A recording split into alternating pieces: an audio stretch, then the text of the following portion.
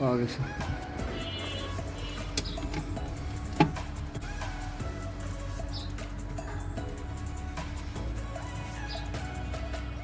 আপা সার্কিটে প্রবলেম, ভোল্টেজের সমস্যা হয়েছিল তো সেই কারণে সার্কিটে প্রবলেম হয়েছে। সার্কিট মেরামত করতে হবে।